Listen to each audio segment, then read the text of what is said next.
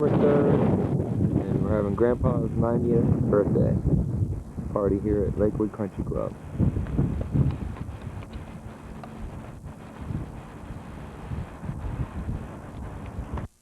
Considering the Boteler team of garrulousness, talking all the time, am I the most talkative? Yeah.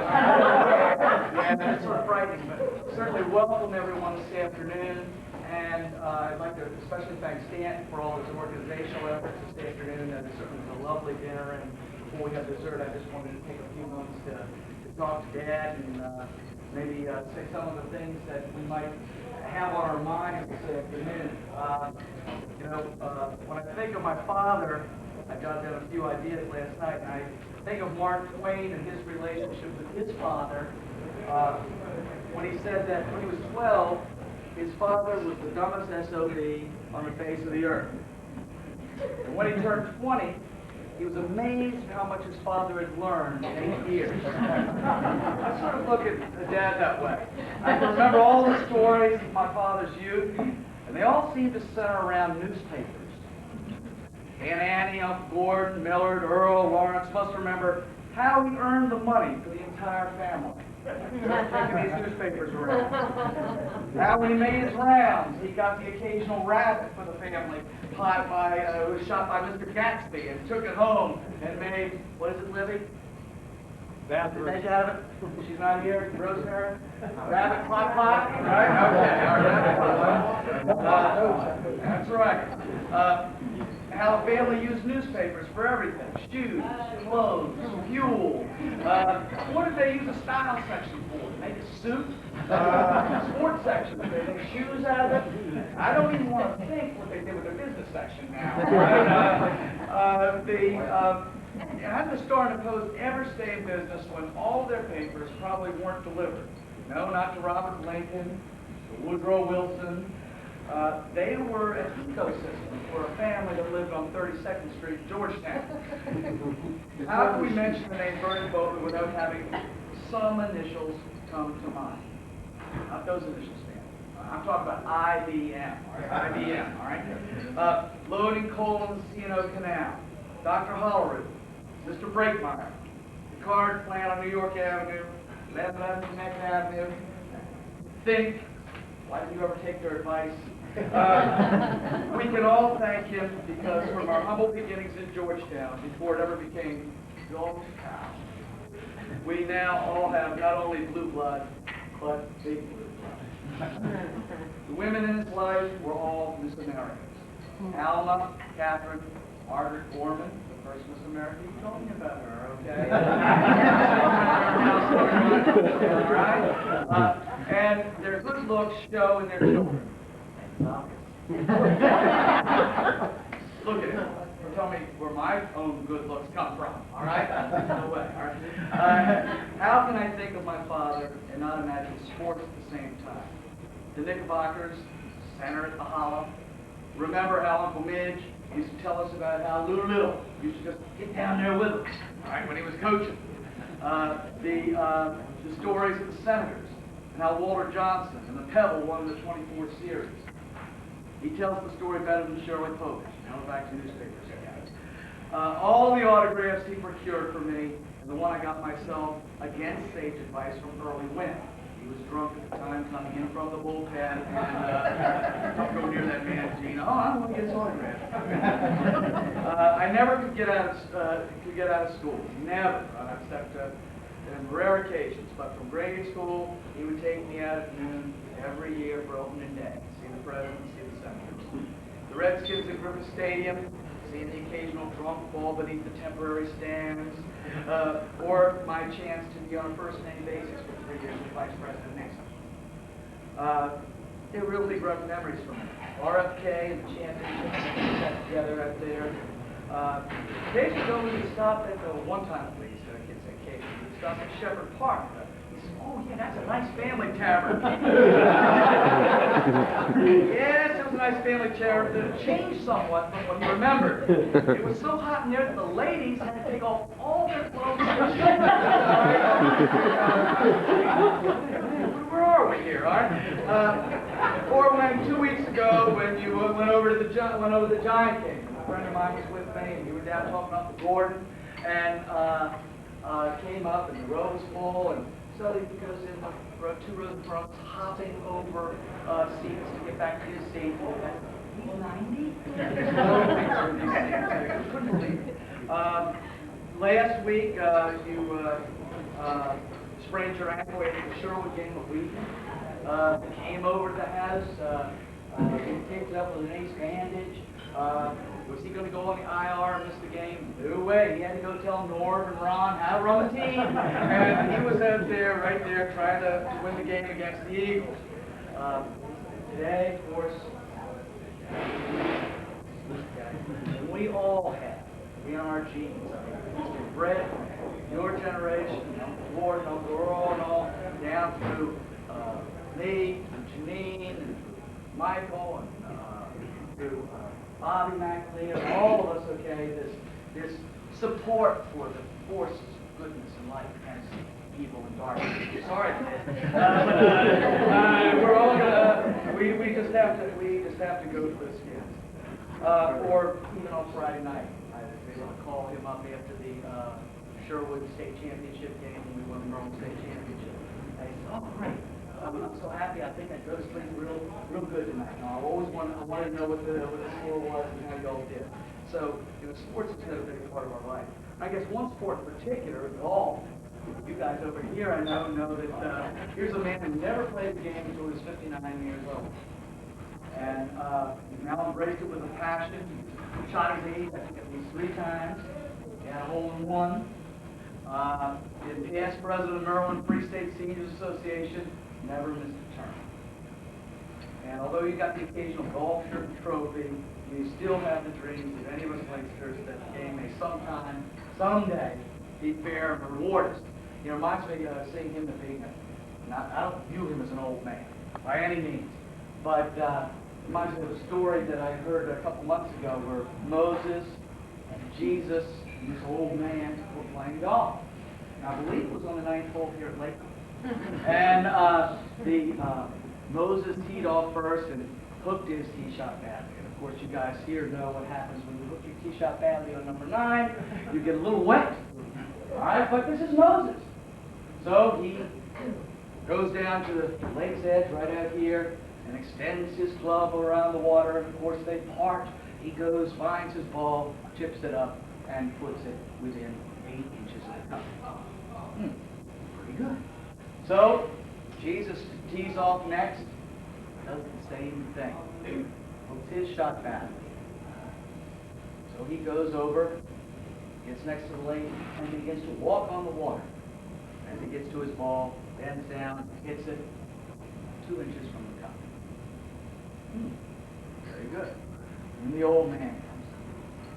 Hits his shot. You all know there are turtles and all out there. Hits off the back of a turtle. Bounds up on top of a building here. The squirrel on the building. He grabs it. He's running around the roof. Hawk comes down, grabs the squirrel. He's flying over the green. The squirrel drops it into the cup. Jesus turns to the old man and says, "Nice shot, Dad."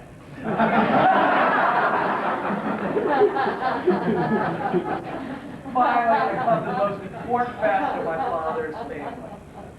In this issue, I can't be critical, because this issue strikes closest to the man I love. He's been a golfing buddy to you guys, a good brother, a caring and loving father and grandfather, and a loving and faithful husband. I'm a teacher, so is Stan. Libby, Bernie, and Rosemary were parents because we learned from the best. We've learned a lot in the past 30 years, and maybe even a bit before that. We love you, Dad, and we honor you. You're a man that the young can emulate, and as we age, we can appreciate the wisdom and love you've given to our family. I love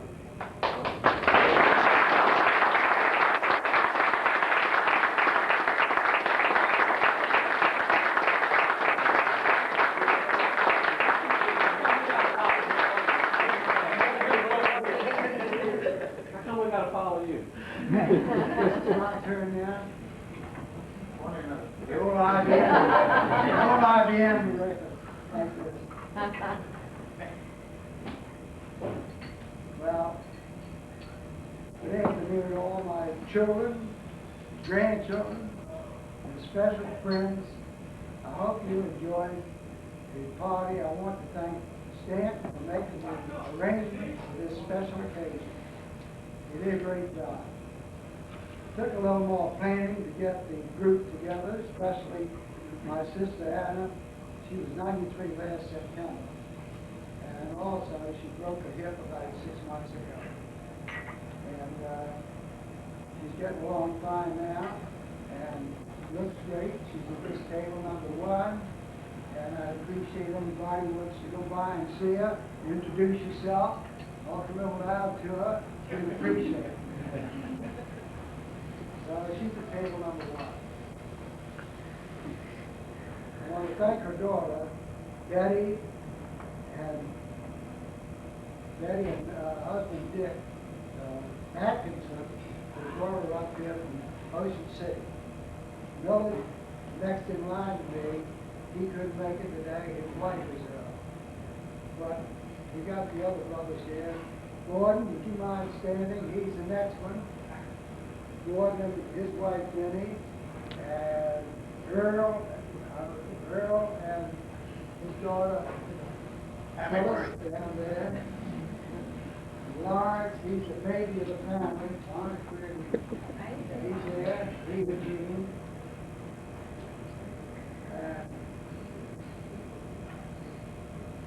And just imagine, we had five boys and 1 girl. And Anna, she's the oldest, and she's 93. And of course, we go right down the line. I was the oldest boy. And coming up through the years, like Gene said, a lot of stuff was right. A lot of it. And drink. Shoot. One time, when I'm coming back from football game, I had nothing to say about it. Come on, Dad, go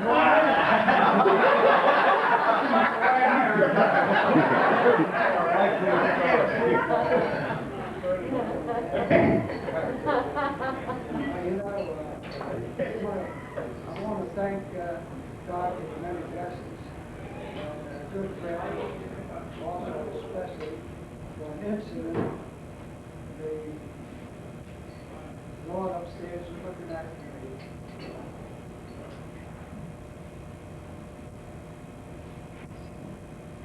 Last Wednesday before Thanksgiving, I went out to shopping in Hex, Wheaton Plaza, and we were going upstairs. She got with me one, and I came back. Going up to the back door, because the wind was blowing, and now I had a car to use, and I thought, well, I never talked about it. So I said, you could get 2 birthday cards, and I'll meet you in front of the hot shop. So I was off to get my car, and got the car keys, and put the key in the lock, and Rick was there. He's this guy, he's got like 6 foot, 200 pounds. Pushing, give me the keys, give me the keys. I think if you want to keys somewhere in the car, I think you'll find that we can hold these parts inside the car. But the Lord was looking there for me. He sure did. I didn't. So he was many reached over with the gun in my back, trying to get me the keys, but I couldn't find them. He got off. He said, give me money, give me money. So I said, back off, will you? And I'm 90 years old. What do you want to do this for? I'll give you the money back off. Still holding the gun right in my face. That's off my head. So I was involved, and I said, just like this. Hold it up to him. Now, why did he say wallet? He said money. Yeah, I said wallet. So it's there then. He had the $75. He said, is that all you got? I said, that's it. That's all I got. So put it back in here. And then later on, I said, he didn't realize I had a 1 and a 20 down in there, and I've had for years. The president I said he had a beard, but since then, it's been here so long, they found where his beard's from. So anyway, as he was leaving, I noticed he got out, he was outside at that time. He walked in back of the car. He didn't run, he walked pretty fast. There's 5 cars up and he cut on an angle to the back road. But there was a Wheaton police wagon, patrol area up on the next level of that. He was just leaving. Now, he hadn't known what happened. He forgot. So he comes by, and I'm waiting on him like that. He was looking straight ahead. So I immediately went in, and I saw a white car parked in front of him. He was like 30 feet from the front door with a yellow line here where he was But it was sitting there when I was going to go in the store, and I said, Ron, look, just start pulling that slow down. That's what I'm assuming. I don't know. I didn't see him get in the car or I saw him going through. He was a clean shaven guy, no hat, short hair. He had his windbreaker on with an emblem here, and all I could see was this white part of the emblem. He asked me, what does the emblem say? I said, well, I knew it. I thought I saw it. Then they asked me what kind of shoes he had on. But anyway, I don't get pants on, but I'm telling you, you gotta do like that, but pretty damn scary. But I was the Foley week ago, I went in and told the gosh, I was ready for the security, making it out, and they notified the Montgomery County Police, and it was like, okay, all the time now, I'm not waiting for it. Yeah, it's getting madder. He take me, said, well, come on, sit in the car while I said, man, I'm nice waiting for me. He gave everything. But anyway, I went in his car. I don't know about this. He gave me his car. He said, he said, are you all right? Yeah, I'm helping you. Are you all right? I don't know how I stood up like I did. I thought, man, give me the keys. I was imagining real quick. Once my keys, he's going to get in there, if the guy me away, and shoot me, and he's got the car. And somebody said, well, your car worth, is your life worth more than the car? You don't think that. You're that guy. I said, you need to do this car. You had a guy, you might have him dead. But anyway, I heard anything from him like that. It was a scary situation that night. I was there.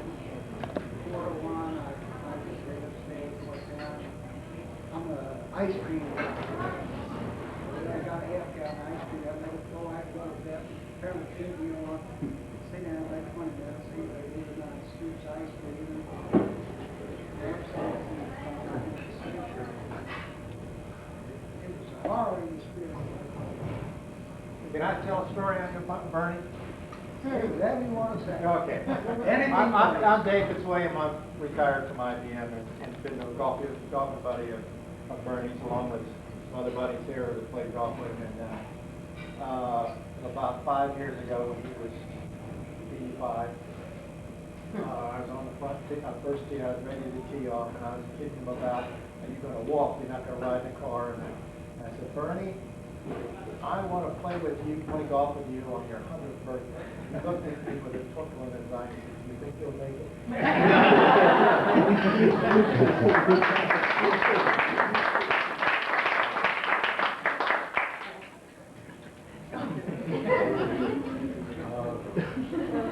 Daddy mentioned ice cream.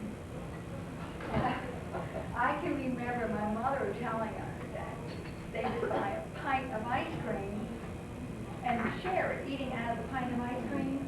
But she never seemed to get as much as he did because she realized he scooped underneath her side of the box. And I also remember going to the Redskins games in the late 30s and seeing Sammy Baugh and Lee Williams and Andy Farkas. And then when Steve Bagaris came, double O Steve Bagaris, oh, I thought he was what you call punk today. I thought he was great. sports. I played ball. There were more boys in our neighborhood growing up. So I played ball with boys. And when I was about 13, he wouldn't let me play football. And also, when you came in at night, you came in late on a date, he'd say, what time is it? He'd be in bed. And I'm sneaking in the house. What time is it, Rosemary? And you have to tell the truth because you knew he was looking at the clock.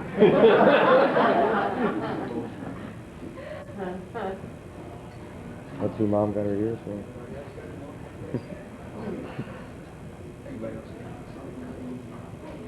Bobby?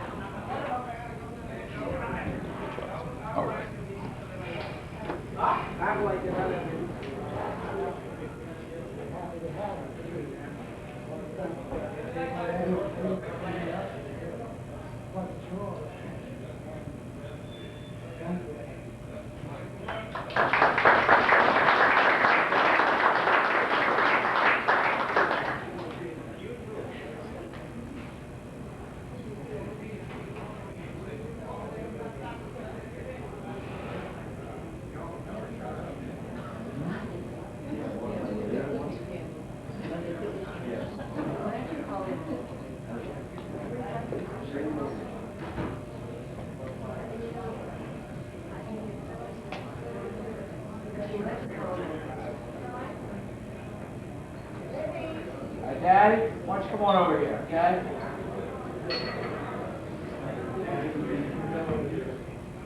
We're by the cake. What's your brother? I want to cut the cake, Bernie. Oh, let it go.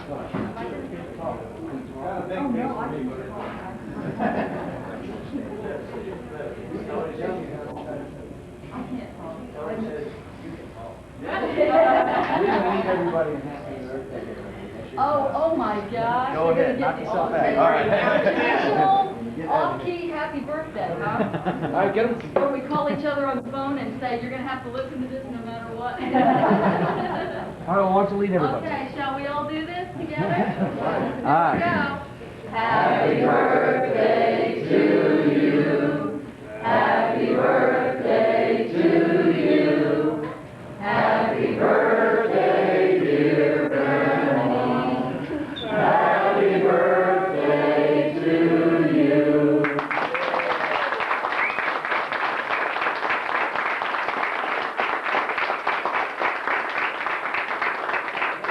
I think you need to cut the cake. You gotta blow those candles Yeah, out. Blow those candles out. You got enough wind for that. Bernie, make a wish that I can make it. Yeah, you gotta do that. Make a wish that I can make it to your 100.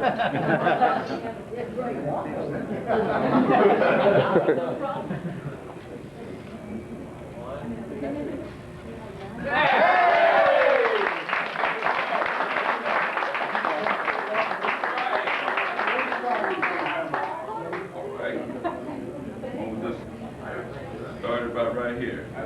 Go straight on across. I'll take you to the rest of you. Take the side. Come on, OJ.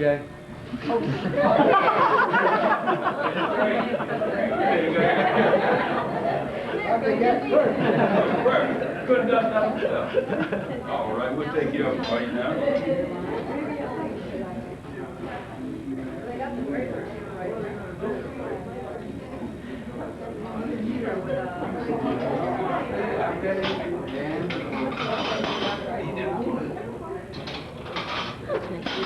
All right.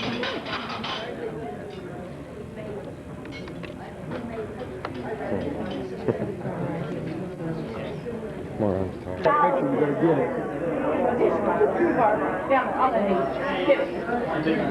Okay, when you're short, you can take your chicken dead. And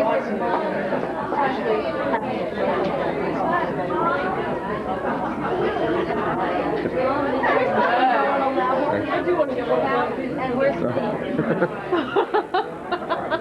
Rosemary? Leg up? Rosemary? Do you see it? Yeah. There you go. I should get right over there. This is Peggy. This is Betty.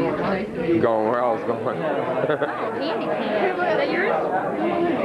Yeah, that's my cousin right there. I think it was like Elvis. Which one? I did. It was back here. What's his name? Kevin. Which one is that? Is that Vernon? Mike. Right here. Huh?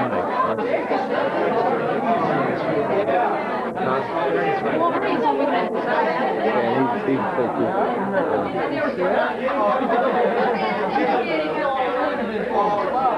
He's good right here.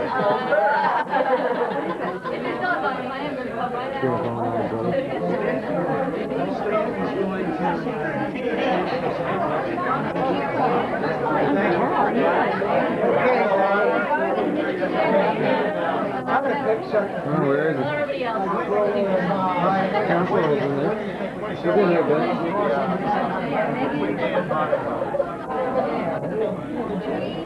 Who we missed? Well, she's the lady, all we got is all that kind of I'll let you guys go. Enjoy it.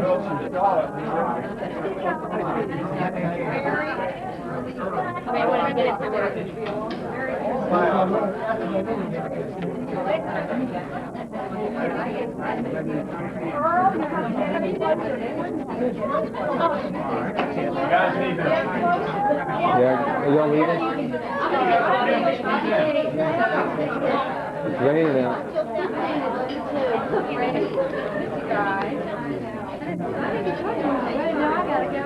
Start baby. And then, Damn, steps over my side,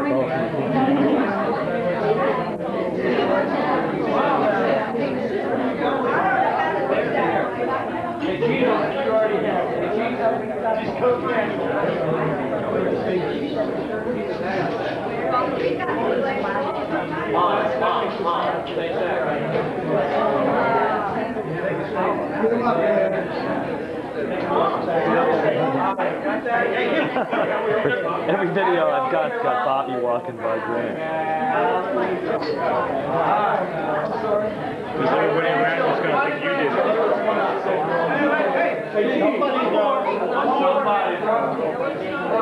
One more. Now, we really bring it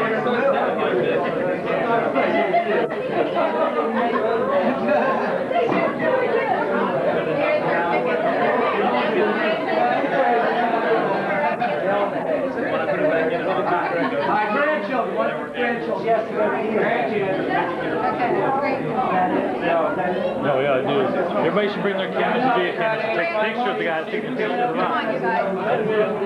Every time we spend right there. Go centering. No. Grandchildren. Grandchildren. Just listen. All the grandchildren down. All the grandchildren. Sorry, I'm not All the grandchildren. You can show me how to work that, and you get up there with all the grandchildren, and I'll get you all in. It's on, you can just, it's already on. It's filming right now. Still says recording. Yeah, it's recording. Don't hit that, don't hit the red button. I'm not hitting any of them.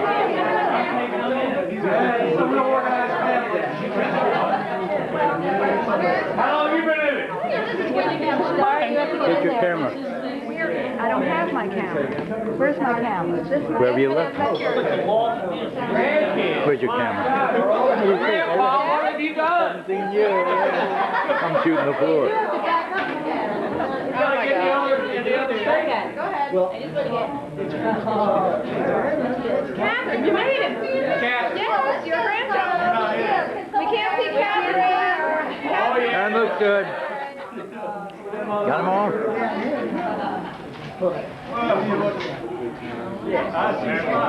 Looks good. Woo.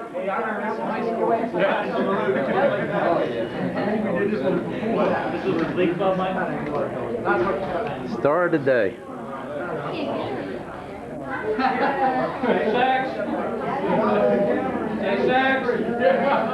I can't see your smile. You're related. That's why you got so many kids. How you think I feel? Need too many kids, yeah. Is that your new toy, Dad? No, it's Steven. No, look at them all.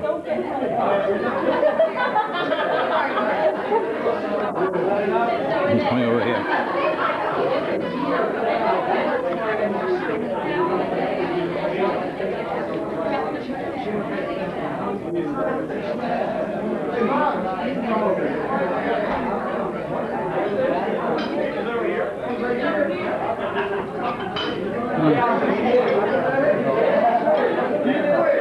Steven, I lost Steven. Yeah, cut it off now. Got that going around, all people taking pictures.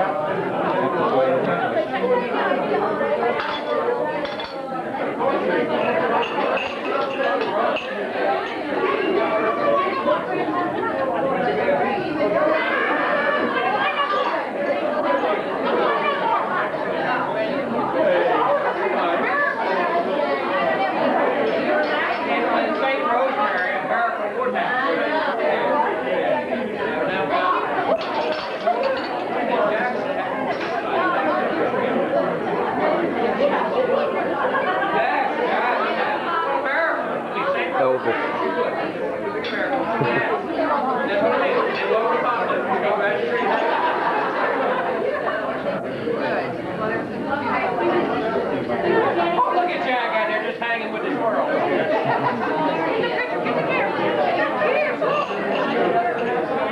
Kodak.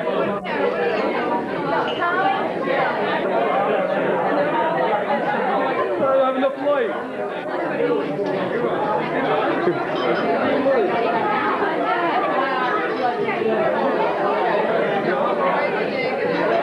You weren't squinting enough. I was filming you. You weren't squinting enough. You're like.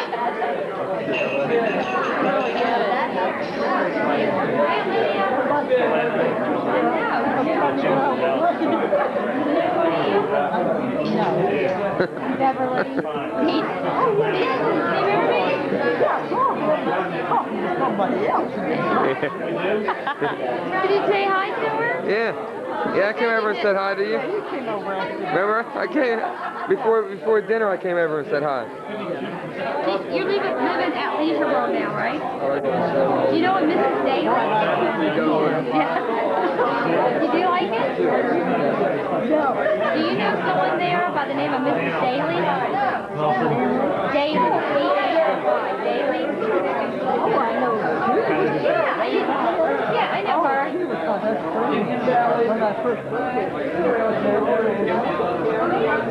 Do you ever see her? Tell her never. I used to. I still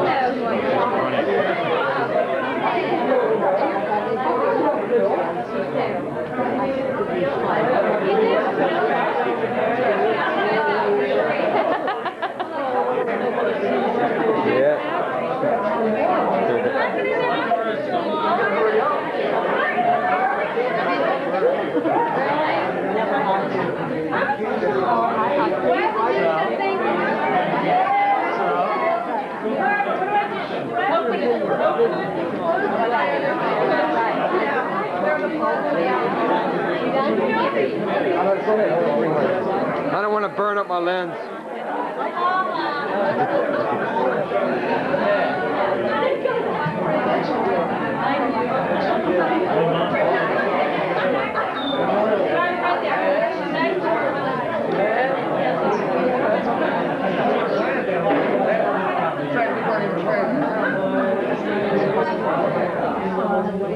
Yeah. I was hoping Grandpa would look over here one last time so I could turn it off.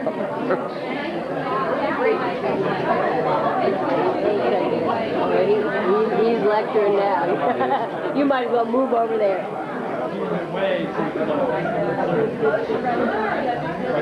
I guess he held in the robbery thing for 4 days.